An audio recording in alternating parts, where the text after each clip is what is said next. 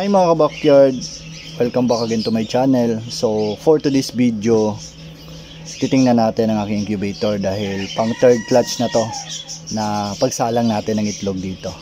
At mayroon tayong additional na mga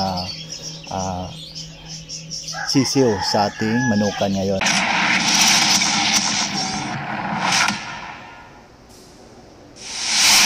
So samahan niyo ako, check natin ang loob kung ilan ba ang na-hatch natin ng mga sisiw ngayon. So tanggalin ko muna ito para hindi siya tumunog dahil pag once na-open natin ang loob and then medyo nag-iba ang temperature is tutunog po ang incubator natin. So dito sa taas mga ka-backyard, pang 8 days pa lang to. So ang mga itlog na to is sa Brahma at saka sa Selkie ko. So ito na yung pang 4th clutch natin dito sa taas at saka sa baba ito yung pang 3rd clutch. So ito yung tingnan natin ngayon para ma-check natin ang loob kung ano na ang nangyayari.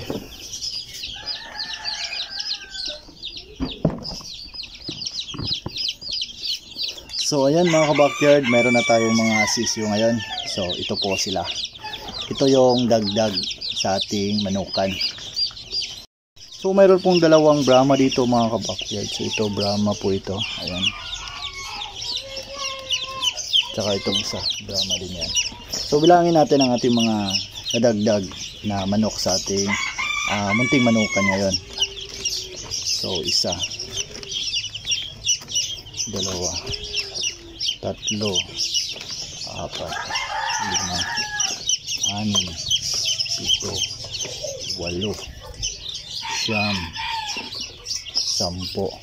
11, 12, 13, 14, 15. So mayroon po tayong 15 chicks ngayon mga ka-backyard na nadagdag sa ating manukan. So kukunin ko na to para malagay na natin sa sa karton.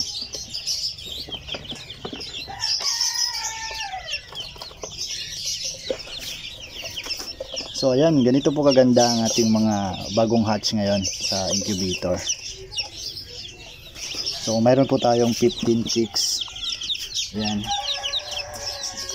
At saka mayroong dalawang itlog dito na hindi nag-crack. So hindi naman siya umaalog mga ka-backyard. So ang gagawin ko dito, ilagay ko na lang siya sa pang 4th clutch natin na salang. Para in case kung may laman siya, is ma-hatch po siya. So ayan mga ka-backyard, may karton na pala ako na naka-ready dito at saka nilagyan ko na din ng ilaw. Hindi ko muna ilalabas sa mga sisiw na to. So bali 5 days ko silang ilagay sa loob ng aking bahay para hindi sila malamigan at saka naglagay na din ako ng patoka sa kanila ngayon para makakain na sila.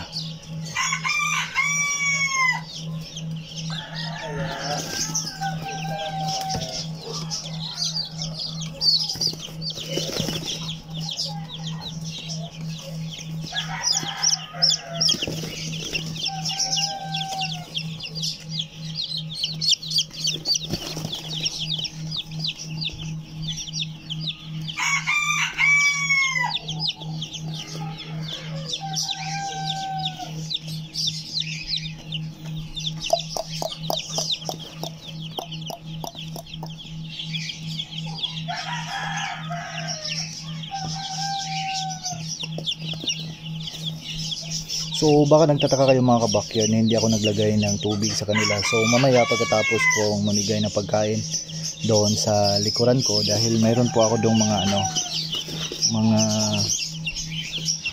1 month old na sisiw at saka yung mga 18 days old na kailangan pang pakainin. So balikan ko ito mamaya. So samahan nyo ako dahil pakainin ko muna yung nasa likuran para makita din ninyo kung gaano na sila kaganda. Actually mga ka-backyard, ang iba doon is na-sold na katulad sa ating dalawang Brahma at saka yung mga pre-sell natin na manok. Pero mayroon pa naman tayo mga mga pour out doon na mga US Selkie, Polish, pre-sell. So kung gusto nyo mag-avail, pumili lang kayo doon. So samahan nyo ako, puntahan natin para makita ninyo kung gaano na sila kaganda. So ayan mga ka-backyard, nandito na tayo sa aking mga 1 month old at 16 days old na mga sisiw. So ayan, Ito po yung mga 1 month old natin. Mga USLT, Polish Frizzle, at saka dito naman sa sa 16 days old. Ayan, mga USLT, at saka mayroon ditong Brahma, and then yung mga mga Polish Frizzle, ayan po sila. At saka dito sa taas, ito po yung mga Cornets natin na nahatch sa ating Cornets Bantam.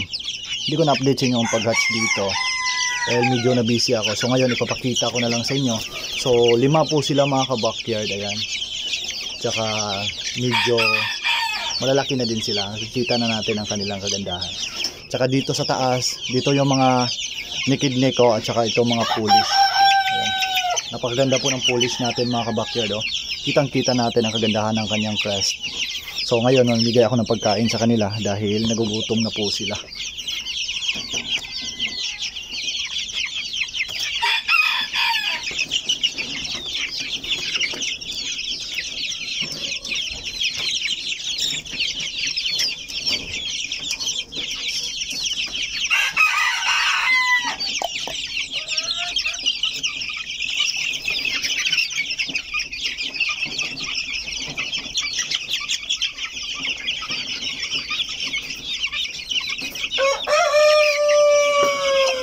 Dito sa taas mga ka-backyard, gutom na. Ayan, kitang-kita nyo naman. Grabe, ang takaw nila.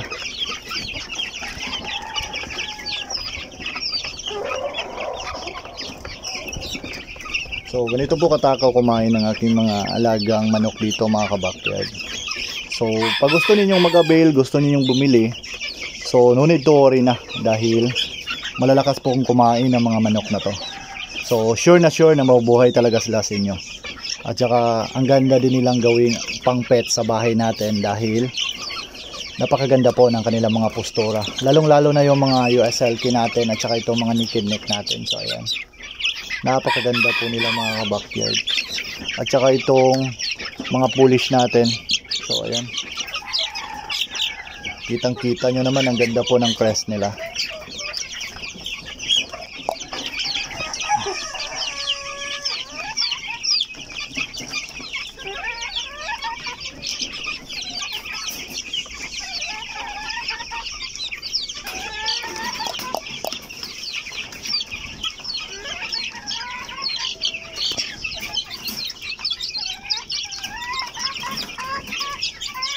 So hindi ko nga pala sinali ang mga Cornets Bantam natin mga ka-backyard sa iba kong variety ng manok katulad sa mga Brahma, USLT, Frizzle, Polish dahil nga masyado silang maliliit. So kapag isinama natin sila doon, so ang posibilidad baka po maapak-apakan sila.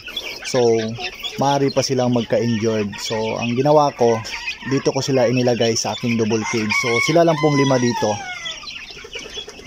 So pagmamayari nila to, sila lang nakatira dito para safe na safe ang kanilang pangangatawan. So ayan, kitang-kita nyo naman mga ka-backyard ang lulusog nila at ang lalakas nilang kumain.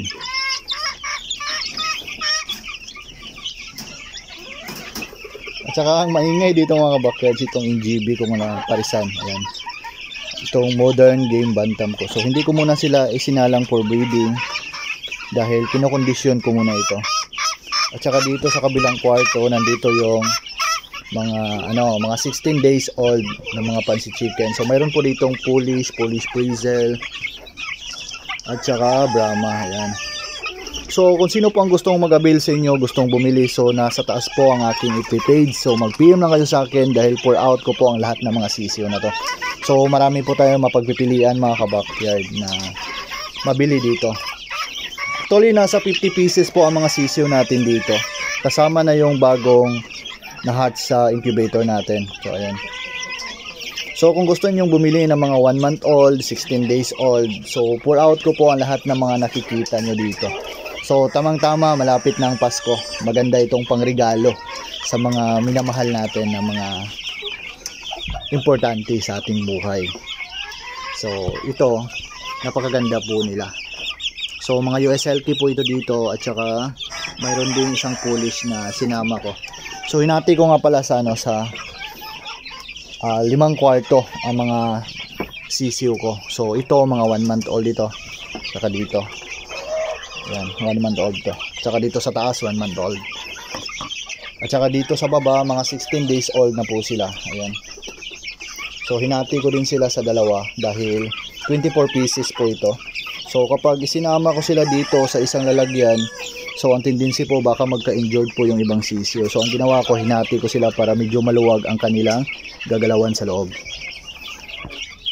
Tsaka dito, so ito lang yung area sa Corniche ko. So napakaluwag po ng area nila na makakalakad-lakad talaga sila.